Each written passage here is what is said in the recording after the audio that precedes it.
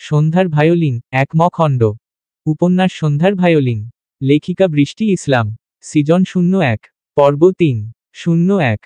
অহু খুনের কথাটা শুনেই যেন একটা ঠান্ডা স্রোত বয়ে গেল তার মেরুদণ্ড বেয়ে। মনটা হঠাৎ কেমন করে কেঁপে উঠল। কালকের রাতের ঘটনাটা মনে পড়তেই গলা শুকিয়ে এলো। ওটা তো শুধু অহু আর আব্র ছাড়া কেউ জানে না, তাহলে আজ এই খবর? ছেলেটাকে কেন খুন হলো? এ প্রশ্নগুলো অহুর মাথায় দানা বাঁধতে না বাঁধতেই প্রশ্ন বিধল, কোন বখাটে ছেলেরা খুন হয়েছে? Em dash. হঠাৎ আলিনা খানের কণ্ঠে হালকা উদ্বেগ মেশানো কৌতূহল সংলাপ ভেসে আসলো। অহুর চিন্তার জাল ছিঁড়ে গেল। কিরে, কি ভাবছিস? এত খাওয়া শুরু কর। কণ্ঠে স্নেহমাখা তাগাদা। অহু ক্ষীণ হাসি দিয়ে আওড়ালো। হ্যাঁ কাকিজান। টেবিলে বসে ধীরস্থির ভঙ্গিতে খাবার মুখে তুলছে অহু। বাইরে টিপটিপ বৃষ্টি পড়ছে, বাতাসে হিমেল ছোঁয়া। অহুর শরীরটা বৃষ্টিতে ভিজে এখন হালকা ঠান্ডায় কাবু। একটু পর পর হাঁচি আসছে, তবে জ্বর এখনো ওঠেনি। সে নিজেই নিজেকে সান্ত্বনা দেয়। হঠাৎ অন্তরিক্ষে বুলি আওড়ায়। আব্র ভাইয়া কি ঘুম থেকে উঠেছে? জানি না, উনি ঘুমালে তো পৃথিবীও কাঁপে না। এইসব ভাবতে ভাবতেই অহুর চোখ চলে গেল সিঁড়ির দিকে। ধীরে ধীরে নীরব ভঙ্গিতে সিঁড়ি দিয়ে নামছে আব্র। চোখে মুখে প্রফুল্লের ছাপ, অথচ চেহারায় যেন এক অদ্ভুত গম্ভীরতা। আব্রর চোখে চোখ পড়তেই অহুর হাত থেমে গেল মাঝপথে। চামচে ভাত উঠেছিল, কিন্তু মুখে আর পৌঁছায় না। আব্রর প্রতিটি পা পড়ার সাথে সাথে যেন আশেপাশের বাতাস ভারী হয়ে উঠছিল। সেদিকে তাকিয়ে থাকা অহুর চোখে তখন বিস্ময়ের ছায়া। শুধু বিস্ময় নয়, কিছু একটা যেন অনুভব করল সে, গভীর অদ্ভুত অচেনা। আজকের সকাল যেন নতুন এক আভা নিয়ে হাজির হয়েছে। সাদা শার্টে কালো প্যান্ট, ইন করে তার উপর ছিমছাম কাটা কালো ব্লেজার। আব্র যেন নিজেই একটা অভিযাত্রার প্রতীক। গলায় লম্বা টাই, চোখে ঘন কালো সানগ্লাস, হাতে চকচকে ব্র্যান্ডের ঘড়ি, মুখে খোঁচা খোঁচা দাড়ি। সব মিলিয়ে আজকের আব্র যেন একদম অন্যরকম। তার গায়ের রং শ্যাম নয়, বরং শ্যামলতার ছায়া মারিয়ে এক ধরনের দীপ্তি ছড়ানো উজ্জ্বলতা। অহু কখনো আব্রকে এমন ড্যাশিং রূপে দেখেনি, কিংবা দেখলেও এমনভাবে চোখ আটকে থাকেনি তার। আব্র যখন নিঃশব্দে অহুর পাশের চেয়ারটা টেনে বসল, সেই সামান্য শব্দেই যেন অহুর ঘোর ভেঙে গেল। মনে মনে নিজেকেই ধমক দিল সে। কি করছিস অহু? মানুষ দেখলে কি বলবে? কন্ট্রোল ইউর দুষ্টু নজর, চুপচাপ খেয়ে রুমে চলে যা। আব্র বসতে বসতেই ধীরে ধীরে তার সানগ্লাস খুলে ডাইনিং টেবিলের ওপর রাখল। অহু নিচু মাথায় চামচে খাবার তুলে নিচ্ছে, কিন্তু গলার ভেতর দিয়ে যেন কিছুই নামছে না। কেমন একটা অজানা অস্বস্তি চেপে বসেছে তার উপর। খাবার রেখে উঠে পড়তে যাবে এমন সময় আব্রর গলা ভেসে এলো। কাকি, তোমার মেয়ে কি এতটুকুই খায় প্রতিদিন? খাবার ঠিকমতো খেতেও আসে না দেখি। অহুর আম্মিজান পরিস্থিতি বুঝে তৎক্ষণাৎ হাত ছুড়লেন। কি রে অহু, কোথায় যাচ্ছিস? খাবার শেষ করে যা। রাতেও তো কিছু খাসনি। বেচারি অহু পড়ে গেল এক অদ্ভুত ফাসাদে। না যেতে পারছে, না ঠিক করে বসে খেতে পারছে। অবশেষে নিরুপায় হয়ে আবারও চুপচাপ বসে পড়ল টেবিলে। হঠাৎই মনে পড়ে গেল কাল কোচিং যাওয়ার আগে সে আব্রকে দেখেছিল কাউকে নিয়ে আলোচনা করতে। এ ঠিক করা হচ্ছিল তার জন্য। কিন্তু কে হলো অবশেষে? ছেলে নাকি মেয়ে? একটা অদ্ভুত সংশয়ের হাওয়া তার মনে ঢুকে পড়ল, কিন্তু উত্তর পাওয়ার কোন উপায় নেই। খাবার শেষে খান মহলের প্রধান গেটের সামনে সবাই জড়ো হয়েছে আব্রকে শুভেচ্ছা ও বিদায় জানাতে। আজই সে অফিস জয়েন করবে বলে সবার মুখে উচ্ছ্বাস, চোখে গর্ব। কেবল অহু এক কোণে দাঁড়িয়ে হাঁচি দিতে দিতে টিস্যু দিয়ে নাক মুছছে। যেন সে এখানে থেকেও নেই, অন্য কোথাও ভেতরের দোলাচলে হারিয়ে আছে। নতুন দিনের সূর্য উঠেছে আলোর আবেশে। সকালটা যেন একটু বেশিই ব্যস্ত। আব্র গাড়ি নিয়ে বেরিয়ে পড়েছে অফিসের উদ্দেশ্যে। খানমহল থেকে তার গন্তব্য মাত্র 20-25 মিনিটের পথ, তবে সময়ের চেয়ে অনুভূতিটাই যেন আজ বড় বেশি। বাড়ির কর্তারা আগেই রওনা দিয়েছেন, তাই আব্র একাই পাড়ি দিচ্ছে দিনের শুরুটা। অফিসের সামনে এসে গাড়ি থেকে নামতেই চোখ বুলিয়ে নিল চারপাশে। সুদৃশ্য 13 তলা বিশিষ্ট অফিস ভবনটা যেন নিজের অহংকারেই দাঁড়িয়ে আছে। হঠাৎই এক অফিস স্টাফ এগিয়ে এসে হাতে তুলে দিল একটি শুভেচ্ছার ফুলের তোড়া। স্বাগত জানালো হাসি মুখে। আব্র সৌজন্যবোধে হালকা মাথা নোয়ালো। আরেকটু এগোতেই চোখে পড়ল আব্রর পরিচিত কিছু মুখ। তার ব্যক্তিগত সহকারী আজমল খান এবং আরও অনেকে অপেক্ষা করছে তার জন্য। সবার সঙ্গে সৌহার্দ্যে এগিয়ে চলল ভিতরের দিকে। সামনে রাখা ফিতা কেটে আনুষ্ঠানিকভাবে অফিস উদ্বোধন হলো। পুষ্পস্তবক আর উষ্ণ করতালিতে বরণ করে নিল সবাই মিলে। অফিসের আনাচে কানাচে তখন মুখর কানে কানে কথোপকথন। আব্রর হ্যান্ডসাম লুক নিয়ে চলছে গুঞ্জন। সে সব গা না মেখেই আব্র সোজা চলে গেল 9 তলায়, যেখানে তার নিজস্ব কেবিন। অফিসের ম্যানেজার ও অন্যান্য কর্মকর্তারা সাথে রইল তার। নিজ কেবিনে বসে এক কাপ গরম কফি হাতে তুলে নিল আব্র। বাইরের ব্যস্ততা থেকে একটুখানি ছুটি নিয়ে চোখ রাখল সামনে টেবিলের উপর ছড়িয়ে থাকা ফাইলগুলোর দিকে। অফিসের গুরুদায়িত্ব, কোম্পানির স্বপ্ন, সবকিছু নিয়ে আজ থেকে শুরু হলো তার নতুন অধ্যায়। মনোযোগ দিয়ে কাজের জগতে পা রাখল সে নিরবধি প্রতিজ্ঞা নিয়ে। এইভাবে যাত্রা শুরু হলো আব্রোর নতুন অফিস জীবনের, আত্মবিশ্বাস, সম্ভাবনা আর সাফল্যের দীপ্ত আলোয় ভরপুর। 03 অফিস থেকে ঠিক 7টায় ফিরে একটু বিশ্রাম নিয়ে পরিপাটি হয়ে পার্টির জন্য তৈরি হলো নীল আব্র। ধীরে পা ফেলে হলরুমে প্রবেশ করতেই চোখে পড়ল পরিচিত অপরিচিত মুখের ভিড়। অনেকের সঙ্গেই বহুদিন পর দেখা। আশাফও সাথে এসেছে, দুজনে একসাথে কোলাহলের মধ্যে মিশে গেল। কিছুক্ষণ পর আব্র ক্লান্ত হয়ে একপাশের সোফায় গিয়ে বসল। চারপাশে চোখ বোলাতে বোলাতে কথা বলতে লাগলো একদল লোকের সঙ্গে, যাদের বেশিরভাগই তার নানুবাড়ির দিকের আত্মীয় স্বজন। ঠিক তখনই সিঁড়ির দিকটা চোখে পড়ল আব্রর। সিঁড়ির ধাপে ধাপে নেমে আসছে এক চন্দ্রাবালা, সোনালি রঙের শাড়িতে মোড়ানো, হালকা মেকআপে, আলতো জলজলে কপালে ছোট্ট টিপ।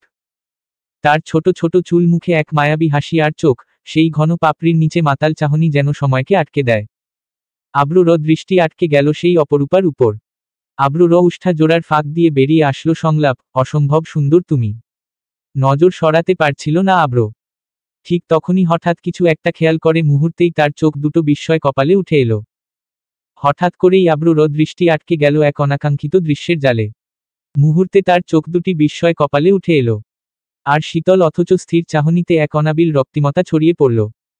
তীব্র এক অস্থিরতা যেন তার শরীর জুড়ে ছড়িয়ে পড়তে লাগলো, অথচ ঠোঁট দুটি ছিল নিঃশব্দ, যেন কোনো যুদ্ধ চলছে অন্তরের গভীরে, অপ্রকাশ্য, অচিহ্নিত। অহু গতরাতে বৃষ্টিতে ভিজে হালকা সর্দিতে আক্রান্ত, হাঁসফাঁস করছে। একটু পর পর হাঁচির দমকে। সিঁড়ি দিয়ে নামার সময় এক অপ্রস্তুত মুহূর্তে হাঁচি চেপে ধরার তাড়নায় টিস্যু হাতে কোমরের কাছ থেকে শাড়ির সামান্য অংশ সরে গিয়েছিল অজান্তেই। যদিও পরক্ষণেই অহু সচেতন হয়ে তা যথাযথভাবে গুছিয়ে নেয়, তবুও সেই অল্প কয়েক সেকেন্ডের প্রতিচ্ছবি যেন আব্রর চোখে স্থায়ী হয়ে গেল। অহুর বারবার নাক মোছার ফলে লাল হয়ে উঠেছে, অদ্ভুত এক সরল মাধুর্যে ভরপুর সেই মুখশ্রী। শিশুসুলভ সরলতা আর আকুল কৌতূহলের মিশেল যেন সে লালচে নাকের নিচে ফুটে উঠেছে। আব্রর চোখে তা ধরা পড়েছে নিখুঁতভাবে, তবুও তার মনে একরাশ ক্ষোভ, অস্ফুট, অজানা, অথচ দগ্ধ করাই সক্ষম। সে কিছুই বলে না, কেবল নিঃশব্দে গিয়ে সোফায় বসে পড়ে মাথা নিচু করে নিজের মুঠোয় চাপা দিতে চায় মনের উথাল পাথাল ঢেউগুলো। ঠোঁট কামড়ে ধরে, হাতের আঙুলে চেপে বসে, নিজেকে সংযত রাখার আপ্রাণ চেষ্টা যেন আব্রর নীরবে বসে থাকা। 02 নিশীথ নিঃশব্দে নেমে আসছে, আর তার আগমনের সাথেই যেন হলভর্তি আলো, ঝলমলে হাসির সুর ভেসে বেড়াচ্ছে। অতিথিমণ্ডলীর ভিড়ে, চঞ্চলতার মাঝেও যেন আজ এক অনন্য দীপ্তি ছড়িয়ে দিচ্ছে অহুর উপস্থিতি। প্রবীণ নারীরা চোখে মুখে মুগ্ধতা নিয়ে নানা কথা বলছে। আরে অহু, তোকে তো শাড়িতে দেখে অপূর্ব লাগছে। কারো নজর না লাগে তো? অহুরমায়ের কণ্ঠে যেন মমতার সাথে গর্বও মিশে আছে।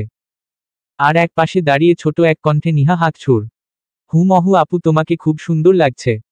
অহু মৃদু হাসিতে সবার প্রশংসার জবাব দিলেও তার হৃদয়ের গভীরে চলছে এক অস্থির খোঁজ। আজ এই সাজ, এই সৌন্দর্য, এই প্রস্তুতির পেছনে একমাত্র উদ্দেশ্য আব্র। সেই কি দেখছে?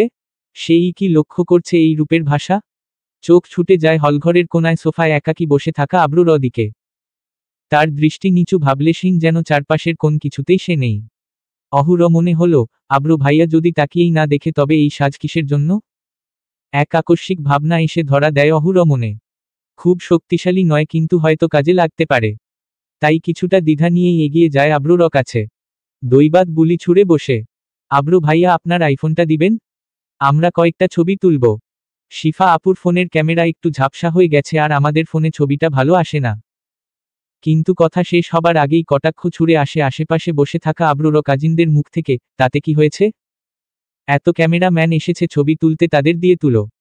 আব্র ভাইয়ার ফোনে তোলার এত শখ কেন তোমার পিচ্ছি? সাথে সাথে তারা তাচ্ছিল্যের সাথে হেসে ওঠে।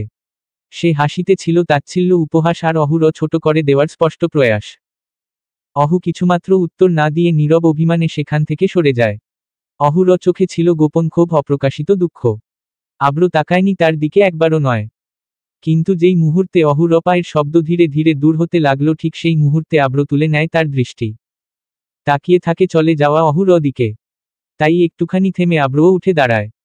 আর সে পেরিয়ে যায় হলঘরের বাহিরে, হয়তো অহুর অভিমানের পথ অনুসরণ করে। 03 অহু আজ বিশেষভাবে সেজেছিল।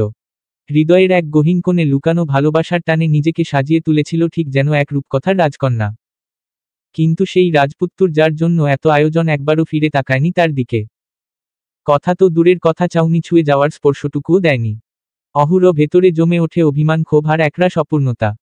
যার জন্য এত সুন্দর করে সাজলাম সেই কিনা একবারও তাকালো না। মনের ভেতর এমন প্রশ্নগুলো ঝড় তোলে। রাগে অভিমানে চোখে জল নিয়ে অহু নিজেকে গুটিয়ে নেয় নিঃশব্দে নিজের রুমে। কিন্তু সে জানে না তার সেই নীরব অভিমানেও আব্র চোখ রেখেছিল, দূর থেকে নীরবে গোপনে। তার চোখে অহু ছিল চাঁদের আলোর মতো অপার্থিব, চন্দ্রাবালা। সে নাম দিয়েছে অহুকে মনে মনে। অসম্ভব সুন্দর তুমি। বুকের গভীর থেকে উচ্চারিত সে কথার সাক্ষী ছিল শুধুই আব্রর হৃদয়। অন্যদিকে আব্রও নিঃশব্দে ফিরে গেছে নিজের রুমে। কক্ষের নিস্তব্ধতা ভেঙে তখন হাজির হয় আশাফ। কিরে আব্র, আবার স্মোক করেছিস নাকি? নিচে অনুষ্ঠান শুরু হয়ে গেছে, সবাই তোকে খুঁজছে, জলদি আয়। আব্র চুপচাপ উঠে ওয়াশরুমে চলে যায়, নিজেকে একটু গুছিয়ে নেয় যাতে মুখে আর ধোয়ার গন্ধ না থাকে। যাবার পূর্বে পালঙ্কে পড়ে থাকা ব্লেজারটা তুলে পরে নেয়। নিচে গিয়ে আব্র দেখে আজমল খান মাইক্রোফোন হাতে ঘোষণা দিচ্ছেন। To all present here, the main purpose of today's event is to announce my son Arab Khan Abro as the next heir of this Khan Industries.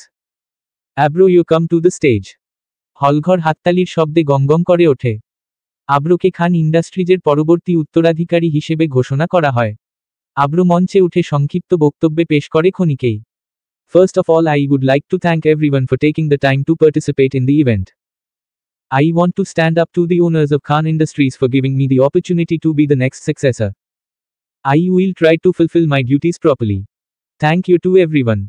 তারপর মঞ্চেই গুরুত্বপূর্ণ দলিলে স্বাক্ষর করে আব্র। এক নতুন পরিচয়ে অভিষিক্ত হয় সে। কিন্তু তবুও সে মুখে হাসি নেই, ঠোঁটের কোণে এক অসম্পূর্ণ অভিব্যক্তি। আজ সে আর শুধুই কারো ছেলে নয়, আজ সে নিজেই হাজার কোটি টাকার মালিক।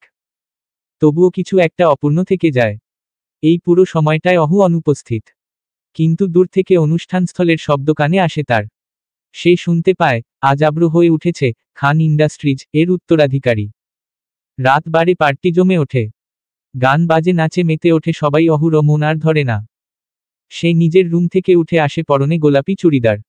হলরুমে এসে দেখে সবাই গানের তালে দুলছে। নিহা, শিফা আর আশফিদের সঙ্গে নাচে যোগ দেয় অহু। অহুকে দেখে সবাই অবাক, দ্রুত হাত ছুড়ে। কিরে, এতক্ষণ কোথায় ছিলি? আশফির প্রশ্ন। রুমেই ছিলাম, সংক্ষিপ্ত উত্তর দিয়ে অহু হারিয়ে যায় সুর আর ছন্দে। রাত 11:30 হলঘরে প্রবেশ করে আব্র। অহু তা টের পায় না, সে তখন সুরের নেশায় বিভোর। হঠাৎ আব্র চোখ পড়ে অহুর দিকে। ততক্ষণে চোখ লাল, রাগে কাঁপছে সে। তাকিয়ে দেখে অহু নাচছে, হাসছে, যেন কিছুই ঘটেনি। রক্তিম চোখে এগিয়ে যায় আব্র। অচানক অহুর সামনে দাঁড়িয়ে ঠাসস একটা চর বসিয়ে দেয় অহুর গালে। চারপাশের হাসি থেমে যায়, গান থেমে যায়।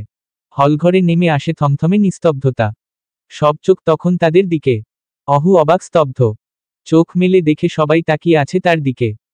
লজ্জায় অপমানে মাথা নিচু করে সে হলো ছেড়ে বেরিয়ে যায়। চোখে জল, গাল জ্বলছে, কিন্তু বুকটা তার চেয়েও বেশি পোড়াচ্ছে। অহু চুপচাপ অপমান আর ব্যথার ভারে নুয়ে গিয়ে স্থান ত্যাগ করল। পার্টির উজ্জ্বল আলোকচ্ছটায় মুহূর্তের মধ্যেই এক অদ্ভুত স্তব্ধতা নেমে এলো। যারা হাসছিল তারা থেমে গেল, যারা নাচছিল তারা জড়সড় হয়ে দাঁড়ালো। আব্র যে মুহূর্ত আগেও গম্ভীর মুখে দাঁড়িয়েছিল সেও আর বেশিক্ষণ সেইখানে থাকল না। অহু নিজের কক্ষে ফিরে এলো, দরজা বন্ধ করে বিছানায় মুখ গুজে কান্না শুরু করল। কান্নার শব্দ যেন তার হৃদয়ের গহীন থেকে উঠে আসছিল। মাথাটা ভার হয়ে আসছে, তার কপালের পাশটা এখনো জ্বলছে। আব্রুর শক্ত হাতের চর যেন শুধু গালেই নয়, অহুর আত্মাভিমানেও আঘাত করেছে। কি এমন করেছিল সে? পার্টিতে তো বাইরের কেউ ছিল না, সবাই নিজের আত্মীয় কিংবা পুরনো পরিচিত। তাহলে কেন? কেন এই অসম্মান? চোখের জল থামছে না অহুর। নিজের চুল ধরে টানছে সে, রাগে আবার একটানা হাঁচি দিয়ে যাচ্ছে। অভিমান, রাগ আর অপমান মিশে যেন এক বিষাক্ত আবহ তৈরি করেছে তার চারপাশে। আব্র ভাইয়াকে জবাব দিতেই হবে কেন? কেন সবার সামনে আমাকে চর মারলেন? আমি কি মানুষ না? আমার মান সম্মান নেই? অহুর মনের ভিতর গর্জন করে উঠছে প্রশ্নগুলো। অহুর আগে নিজের বুক চাপড়ে শান্ত থাকার চেষ্টা করছে। সে ছোট মেয়ে নয়, যথেষ্ট ম্যাচিওর। দেখতে হয়তো ছোট, কিন্তু মানসিকতায় নয়। 5 ফুট 3 ইঞ্চির স্লিম দেহটা যেন আগুন হয়ে জ্বলছে। আব্র কি শুধুই এই কারণে তাকে হেয় করতে পারল? রাত বাড়ছে, পার্টির কোলাহল ধীরে ধীরে কমছে। রাত প্রায় 12:30টার সময় আশফি আর নিহা এসে অহুর দরজায় কড়া নাড়ে। ঘরের ভেতরে তখনও আলো জ্বলছে, কিন্তু অহু মুখ লুকিয়ে চুপচাপ শুয়ে আছে। কিরে এভাবে মুখ লুকিয়ে আছিস কেন? আব্রু ভাই কি খুব জোরে মেরেছে? দেখি তো। আশফির কথায় তীব্র এক রাগী দৃষ্টি ছুড়ে দেয় অহু। নিহা ধীর হয় আওড়ায়। অহু আপু তুমি কাঁদছ নাকি? চোখ মুখ লাল হয়ে গেছে। চোখটা তো একেবারে ফুলে গেছে। গালটা দেখি একবার। M dash. অহু ধীর পায়ে উঠে বসে গালটা নিহার সামনে ধরে বলে, এই নে দেখ দেখে শান্তি পাস। আশফি আর নিহা দেখে স্তব্ধ হয়ে যায়। গালে এখনো আঙুলের স্পষ্ট ছাপ যেন সময়ও মুছে ফেলতে পারেনি সেই মুহূর্তের চিহ্ন। আপু ব্যথা লাগছে না? ওষুধ দেব? নিহার কোমল কণ্ঠে মমতা। কিন্তু অহু তখন ব্যথা ভুলে রাগে ফুঁসছে। গটগট করে উঠে আশফি আর নিহাকে বের করে দেয় ঘর থেকে। দরজা বন্ধ করে দেয় ধপ করে। রাত এগিয়ে যায় কিন্তু অহুর প্রতীক্ষা শেষ হয় না। তার চোখ অপেক্ষার ভারে ঢলে পড়ে কিন্তু মন জেগে থাকে। আব্রু দেওয়া চরের জবাব সে নিয়েই ছাড়বে, এই প্রতিজ্ঞায় সে ঘুমিয়ে পড়ে অভিমানে অপমানে আর অসীম প্রশ্নে ডুবে। 02 মধ্যে নিশীথ খান মহল। আকাশ জুড়ে ছড়ানো নীরবতার চাদরে ঢাকা এক সৌন্দর্য। ঘড়ির কাঁটা তখন ঠিক 2:35 দাঁড়িয়েছে। আচমকা অহুর ঘুম ভেঙে যায়। চোখে মুখে এখনো ঘুমের ঘোর লেগে থাকলেও ভেতরের অজানা উদ্বেগ তাকে স্থির থাকতে দেয় না। মনে পড়ে আব্রু ভাইয়ার পার্টি ছিল আজ রাতে। ফিরে এসেছে কি না কিংবা ঘুমিয়ে পড়েছে কিনা তার কোনো নিশ্চয়তা নেই। তাড়াহুড়ো করে পালঙ্ক ছেড়ে বেরিয়ে আসে অহু। ফ্রেশ হওয়ার সময়টুকু অবধি নেয়নি যেন সময় অপচয় করার অবকাশ নেই। রাতের নিস্তব্ধতায় তার চেহারায় এক অনন্য সৌন্দর্যের ছায়া।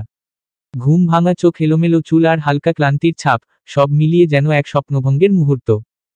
রুম থেকে বেরিয়ে দেখে অন্দরমহল একেবারে শুনশান। ছাদ থেকে আর কোনো গানের আওয়াজ ভেসে আসছে না, বোঝাই যাচ্ছে পার্টি শেষ হয়েছে অনেক আগেই। নিঃশব্দ পায়ে অহু এগিয়ে আসে আব্রু ভাইয়ার রুমের সামনে। বারবার এ পথ ধরে এলেও প্রতিবারই তার ভিতর একটা অজানা আতঙ্ক কাজ করে। আজও ব্যতিক্রম হলো না। বুকের ভেতর ধুকপুক ধুকপুক শব্দ, নিঃশ্বাস গাঢ় হয়ে ওঠে। দরজায় হাত রাখতেই দেখে প্রতিবারের মতো এবারও দরজাটা খোলা। সাহস সঞ্চয় করে সে রুমে প্রবেশ করে। ঘরের মেইন লাইট নিভে আছে, কেবল পালঙ্কের পাশে রাখা একটা ড্রিম ল্যাম্প থেকে মৃদু আলো ছড়িয়ে পড়েছে। আলো ছায়ার খেলা ঘরে এক রহস্যময়ী আবহ তৈরি করেছে। সোফায় ছড়িয়ে আছে আব্রু ভাইয়ার ব্লেজার। আর বিছানায় আধো আলোয় স্পষ্ট দেখা যায় আব্রু উপুর হয়ে শুয়ে আছে, পরনে এখনো শার্ট। ঘুমাচ্ছে না জেগে আছে, বুঝে ওঠা যাচ্ছে না। অহু ধীরে ধীরে এগিয়ে যায়, গিয়ে দাঁড়ায় আব্রুর একদম কাছে। বুকের ভেতর যেন কিছু একটা টনটন করছে, গলা শুকিয়ে আসছে, সে পরপর ঢোক গিলতে থাকে। সাহস করে ফিসফিস করে ডাকে, আব্রু ভাইয়া, আপনি কি জেগে আছেন? একটু দেরি করে আব্রু চোখ মেলে তাকায়। চোখে ঘুম নেই, বরং মদের ঝাঝালো গন্ধ ভেসে আসে তার মুখ থেকে। অহু সঙ্গে সঙ্গে মুখে হাত চাপা দেয়, বিরক্তি ফুটে ওঠে তার মুখে। আজ আব্রু ভাইয়া নিশ্চয়ই অনেক বেশি ড্রিঙ্ক করেছে। আব্রু তাকিয়ে থাকে কিছুক্ষণ, চোখে অদ্ভুত এক দৃষ্টিভঙ্গি, তারপর গর্জে ওঠে, তুই এখানে কি করছিস? হ্যাঁ, যা এখান থেকে। এই বলে ধীরে ধীরে উঠে বসে আব্রু। এলোমেলো চুল, খোলা শার্টের কয়েকটা বাটন আলগা হয়ে ঝুলে থাকাটাই সব মিলিয়ে এক তীব্র পুরুষালী ছাপ। অহুর চোখ সেই উন্মুক্ত বুকের দিকে পড়তেই সে লজ্জায় মুখ ঘুরিয়ে নেয়। নিজের শরীরের অস্বস্তিটুকু আর লুকিয়ে রাখতে পারে না। কিরে এখনো দাঁড়িয়ে আছিস কেন? বলছি চলে যা এখান থেকে, মাতাল কণ্ঠে ধমক দেয় আব্রু। অহু এক গাল বাতাস নিয়ে এক নিঃশ্বাসে বলে ফেলে, আপনি আমাকে চর মারলেন কেন সবার সামনে? আব্রু আবারও গর্জে ওঠে, তুই এর উত্তর জানতে এসেছিস আমার কাছে? বলছি চলে যা, নয়তো ভালো হবে না। কিন্তু অহু পিছু হাটে না, পাল্টা জবাব করে বসে, কি করবেন আপনি? আবার চর মারবেন? মারুন। আব্রু কিছুক্ষণ চুপ থাকে। তার কথা অস্পষ্ট, মাতাল কণ্ঠে মিশে থাকা একরাশ রাগ। তুই এখান থেকে চলে যা, বলছি, আবার বলছি। অহু এবার আর নিজেকে ধরে রাখতে পারে না। গলায় একগাল জমে থাকা কষ্ট এক নিঃশ্বাসে উগরে দেয়। আপনি যখন খুশি আমাকে চর মারেন, গাড়িতে, বাড়িতে, পার্টিতে, সবার সামনে টেনে হিঁচড়ে নিয়ে যান। সেই মেয়েগুলো আমাকে অপমান করলো, আপনি কিছুই বললেন না। আমার কি কোনো দাম নেই আপনার কাছে? আমি কি দোষ করেছিলাম? এখনো গালে আপনার আঙুলের দাগ বসে আছে। ব্যথা করে খুব। সংলাপটুকু শেষ করেই আব্রুর দিকে তাকায় অহু। দেখে মাতাল দৃষ্টিতে তাকিয়ে আছে আব্রু। কিছু একটা ভাবছে যেন। আচমকা আব্রু ঠান্ডা স্বরে বলে উঠল, তোর সাহস দেখে আমি অবাক হচ্ছি অহু। দাঁড়া, গালের আঙুলের দাগের সাথে আরো কয়টা বিশেষ দাগ দিয়ে দিই। দাগগুলা আবার কাউকে দেখাস না ভুলেও, আগেই সাবধান করে দিচ্ছি। আব্রুর কথায় যেন বজ্রাঘাত হলো অহুর ভিতরে। চোখ বড় বড় করে চায় আব্রুর দিকে আওড়ায়। কিসের দাগ? Em dash. রাতের নিস্তব্ধতা যেন এক অচেনা শ্বাস ছুঁয়ে যায় চারদিকে। আব্রুর কণ্ঠে উচ্চারিত সেই শব্দ শুনে অহুর চোখ বিস্ময় বড় হয়ে উঠল। আব্রুর কথায় যেন বজ্রাঘাত হলো অহুর ভিতরে। চোখ বড় বড় করে চায় আব্রুর দিকে আওড়ায়। কিসের দাগ? এম ড্যাশ বিশেষ দাগ। আব্রুর কণ্ঠে লুকিয়ে থাকা সংকেত অহুর মঞ্জুরে ধাক্কা দিল। সে জানে না ঠিক কি বলতে চাইছে আব্রু, কিন্তু জানে এই কথার গভীরে রয়েছে এমন কিছু যা স্বাভাবিক নয়। আব্রু এখনো নেশাগ্রস্ত জ্ঞানের সীমা টলমল করছে, তার এই মুহূর্তে যদি কিছু অনাকাঙ্ক্ষিত ঘটে যায়, তবে পরবর্তীতে আব্রুর মনে কিছুই থাকবে না, আর সব দায় এসে পড়বে অহুর ঘাড়ে। অহু সিদ্ধান্ত নিল আর দেরি নয়, চলে যেতে হবে এখান থেকে। পা বাড়াতেই ঠিক সে মুহূর্তে আব্রু হঠাৎ উঠে দাঁড়ালো পালঙ্ক ছেড়ে। শক্তপোক্ত হাতে অহুর হাত চেপে ধরে এক ঝটকায় তাকে নিজের বুকের সাথে মিশিয়ে ফেলল। অহু হতভম্ব। কি থেকে কি হয়ে গেল বোঝার আগেই আব্রুর বলিষ্ঠ বুকের সাথে সে জড়িয়ে পড়েছে। নিষ্ফল চেষ্টা করেও ছুটতে পারছে না, কেবল দেহটা কাঁপছে আতঙ্কে। পরক্ষণেই আব্রু তার হাত থেকে ছাড়িয়ে অহুকে ঘুরিয়ে নিজের বুকের সঙ্গে ঠেসে ধরল আবার। অহুর দুই হাত পেছনে এনে এক হাতে মুঠিবদ্ধ করে আটকে রাখল, যেন সে পালাতে না পারে একটুও। আব্রুর উষ্ণ নিঃশ্বাস অহুর ঘাড়ে পড়ছে বারংবার। অহুর গালের ছোট ছোট চুল খেলে যাচ্ছে আব্রুর মুখে। নিঃশ্বাস ভারী হয়ে উঠছে অহুর, ঠোঁট জোড়া কাঁপছে, কণ্ঠ থেকে মৃদু শব্দ বেরোচ্ছে। আব্রু ভাইয়া, ছেড়ে দিন, আমি চলে যাব, আর কখনো আসব না। কিন্তু আব্রুর কানে সে কথা যেন পৌঁছালই না। হঠাৎই অহু অনুভব করল আব্রুর ঠোঁট ছুঁয়ে গেল তার ঘাড়ে, গা শিউরে উঠল এক অজানা ভূমিকম্পে। অহু আর কিছু না ভেবে জোরে ঘাড় ঘুরিয়ে আব্রুর বা হাতে দাঁত বসিয়ে দিল। যন্ত্রণায় আব্রুর বাঁধন কিছুটা আলগা হতেই অহু ধাক্কা দিয়ে সরে যায়। এক দৌড়ে রুম থেকে বেরিয়ে পড়ল। যাওয়ার সময় অহুর গলায় থাকা ওড়নাটি আব্রুর হাতে রয়ে গেল। আব্রু বিছানায় লুটিয়ে পড়ে কিছুক্ষণ বকবক করতে লাগলো অজানা অচেনা ভাষায়। অহু নিজের রুমে পৌঁছে ঢকঢক করে পানি খেল। দ্রুত নিঃশ্বাস নিতে নিতে নিজেকে সামলাতে চেষ্টা করল। আজ তো সত্যিই বেঁচে গেছি। কিন্তু অহু হঠাৎ গলায় হাত দিতেই বুঝল ওড়নাটা আর নেই। হতাশ গলায় বলে উঠল, ওড়নাটা তো আব্রু ভাইয়ার রুমেই পড়ে রইল। তবে অহু দ্বিতীয়বারের মতো সেই রুমে যাবার ভুল আর করল না। প্রতি যাত্রায় সেই রুম থেকে সে শুধু হারিয়েই ফিরে আসে। অহু ব্যালকনিতে গিয়ে দাঁড়ালো কিছুক্ষণ। নিস্তব্ধতা আর ঝিঝিপোকার ডাকে কিছুটা প্রশান্তি খুঁজে নিল সে। হঠাৎ গলায় আঙুল ছুঁয়ে মনে পড়ে গেল আব্রু এই স্থানেই রেখেছিল তার গভীর চিহ্ন। আব্রু ভাইয়া কি একটুও ব্যথা পেলেন না? এম ড্যাশ এ প্রশ্নের উত্তর মিলল না। গভীর রাত শেষে চোখের পাতায় ভোর নামল অহুর। 02 পরদিন মহলে এক নিঃশব্দ ঘুমের দিন। সারারাত পার্টির ক্লান্তিতে সবাই নিথর। দুপুর 12:50। আব্রুর ঘুম ভাঙল। ধীরে ধীরে উঠে বসতেই নজরে এলো হাতে পেঁচানো এক টুকরো ওড়না। শটান হয়ে দাঁড়িয়ে পড়ল সে। চোখ বড় বড় করে চিনতে চাইল, এই ওড়না তো কার? কিছু মনে করতে পারছে না আব্রু। রাতের স্মৃতিগুলো যেন ধোয়ার মতো আছে আবার নেই। হঠাৎ মনে পড়ল, পার্টির রাতে এই ওড়নাটিই তো অহুর গলায় ছিল। বুঝতেই আব্রুর বুকের ভেতর কেঁপে উঠল কিছু। তবে কি কাল রাতে অহু এসেছিল আমার রুমে? এম ড্যাশ বাম হাতে হালকা ব্যথা টের পেল আব্রু। চোখ ফেলে দেখল এক গভীর কামড়ের দাগ।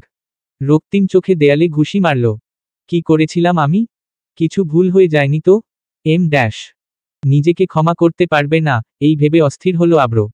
অহুর সঙ্গে কথা বলতেই হবে। কিন্তু কিভাবে? আব্রু ফ্রেশ হয়ে নিচে ড্রয়িং রুমে চলে গেল। গিয়ে দেখল তেমন চেঁচামেচি নেই, পরিবেশ শান্ত। হয়তো যে যার মতো ঘুমাচ্ছে। আব্রু এক কাপ কফি খেয়ে মহলের বাহিরে বেরিয়ে গেল বাইক নিয়ে। এদিকে দুপুর 2টার দিকে অহুর ঘুম ভাঙালো আশফিও নিহার চিৎকার। অহু চোখ মেলে তাকালো, গলা শুকনো। উফাফ, এত ডাকছিস কেন? ঘুমাতে দে। আর কত ঘুমাবি, এবার উঠে পর, দুপুর হয়ে গেছে তো। আজও তো ভার্সিটিতে গেলি না, একটু পর কোচিং যাবি না? এম ড্যাশ কোচিং এর কথা মনে পড়তেই অহুর বুকে ছেদ করে উঠল। ওইদিন বৃষ্টি ভেজা সন্ধ্যায় অহুর সাথে ঘটে যাওয়া অঘটন স্মৃতিচারণ হলো। আওড়ালো, আজকেও কোচিংয়ে যাব না। সংক্ষিপ্ত উত্তর দিয়ে সোজা উঠে চলে গেল ফ্রেশ হতে। 03 আব্রু ফিরল সন্ধ্যায়। চারপাশে তাকিয়ে অহুকে দেখল না মহলের কোথু। রাত 10টা নাগাদ আব্রু যখন ডাইনিংয়ে এল খাবার খেতে, দেখল অহু আগে থেকেই খাচ্ছে, মাথা নিচু করে। আব্রু পাশে বসল। কয়েকবার তাকালেও অহু একবারও চোখ তুলল না। লজ্জায় সংকোচে নিজেকে গুটিয়ে রেখেছে অহু নিজেকে। আব্রুর সন্দেহ আরও গাঢ় হল, নিশ্চয় কিছু ঘটেছিল। অহু আব্রুর হাতে কামড় দিয়েছিল, সেটাই তাকে বিব্রত করে রেখেছে। খাবার শেষ না হতেই অহু চলে গেল। আব্র খেয়ে উঠে রুমে ফিরে গিয়ে ভাবতে লাগলো, কিভাবে কথা বলবে অহুর সঙ্গে, কিভাবে জানবে কি ঘটেছিল সেদিন রাতে। হঠাৎ মনে পড়ল, ফেসবুকে তো অহুর সঙ্গে যোগাযোগ আছে। চট করে ফোন বের করে খুঁজে বের করল অহুর প্রোফাইল আইডি। হঠাৎ করেই সে আব্রুর মস্তিষ্ক জানান দিল, অহুর সাথে তো তার এখনো ফেসবুকে সংযোগ আছে। একরাশ কৌতূহল নিয়ে সে ঢুকে পড়ল নিজের অ্যাকাউন্টে। কিছুক্ষণ খুঁজে অবশেষে খুঁজে পেল সেই পরিচিত মুখ, সেই প্রোফাইল। ছবিটায় সন্ধ্যার আলো ছায় অহু মহলের ছাদে দাঁড়িয়ে, মাথায় ঘোমটা টানা ওড়নায় ঢাকা তার চাঁদের মতো মুখ। মায়াবী সেই ছবিটা দেখে মুহূর্তেই আব্রুর চোখ স্থির হয়ে রইল। ছবির পাশেই দেখা গেল সবুজ বাতির আলো, অর্থাৎ অহু তখনও অনলাইন। দেরি না করে আব্রু পাঠিয়ে দিল একখানা মেসেজ। ও পাশে অহু শুয়ে আছে নিজের কক্ষে, কানে হেডফোন, গান চলছিল। ফোন ভাইব্রেট করল। একটুখানি বিরতি চোখ পড়তেই দেখে ভেসে উঠেছে এক সুপরিচিত নাম, আরব খান আব্রো। শ্বাস আটকে এলো অহুর। বিশ্বাস করতেই পারছে না সেই মানুষটাই তাকে লিখেছে, যাকে নিয়ে মন ভোলানো এক রাগ ভয় ভালোলাগা মিশ্র অনুভূতি কাজ করে অহুর ভেতর।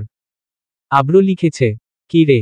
সরাসরি সোজাসাপটা অহু জবাব দিল, হুমম। একটা ক্ষীণ স্বরের প্রত্যুত্তর, যেন প্রশ্নের ভেতরেই একটা কাঁপুনি। পরক্ষণেই আব্রুর দিক থেকে আর কোনো জবাব আসে না। অহু মনে মনেই আওড়ায়, অনলাইন তো আছে, তাহলে মেসেজ দেখছে না কেন? হতাশায় ডুবে গিয়ে আবার সে হারিয়ে যায় নিজের গানে। অনেকক্ষণ পর আবার ভেসে আসে একটা মেসেজ, তুই কালকে আমার রুমে এসেছিলি কেন? প্রশ্নটা যেন তলোয়ার হয়ে বিঁধে বসে অহুর মনে। ভয় করছিল যেটা ঠিক সেটাই ঘটল। হাত কাঁপে অহুর, কি বলবে বুঝে উঠতে পারছিল না। আব্রুর দ্বিতীয় বার্তা আসে তৎক্ষণাৎ, সত্যিটা বল, কাল রাতে কি করতে এসেছিলি আমার রুমে? অহু কাপা কাপা আঙুলে লিখল, এমনি একটা প্রশ্নের উত্তর জানতে এসেছিলাম। কি প্রশ্ন? আপনি কাল আমাকে সবার সামনে থাপ্পড় মেরেছিলেন কেন? আব্রু উল্টো প্রশ্ন ছুড়ে, আমি কি উত্তর দিয়েছিলাম? কোনো উত্তর দেননি। আব্রু এবার হুঁশিয়ার করে লিখল, চর কিন্তু আরেকটা খাবি, একটা একটা করে বলছিস কেন? সোজাসাপটা বল, কি হয়েছিল? আপনি আমাকে জড়িয়ে ধরেছিলেন। এই বাক্যটা পড়েই থমকে গেল আব্রো। চোখ বন্ধ করে মুহূর্তখানেক নিঃশ্বাস নিল সে। হাতের মুঠো শক্ত হয়ে উঠল। নিজের আবেগ সামলে কিছুক্ষণ বাদে সে লিখল, তারপর? অহু কিছুটা রাগে আর লজ্জায় লিখল, আপনার হাত থেকে নিজেকে ছাড়িয়ে নিতে কামড়ে দিয়েছিলাম। তারপর দ্রুত চলে আসি। আব্রো এবার প্রশ্ন জুড়ল, তাহলে তোর ওড়না আমার হাতে ছিল কেন? আপনি আমাকে থামাতে গিয়ে ভুল করে আমার ওড়না ধরে টান দেন।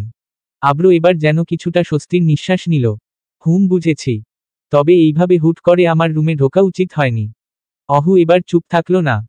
ও আচ্ছা, তাহলে সবার সামনে চর মারা কি ঠিক ছিল?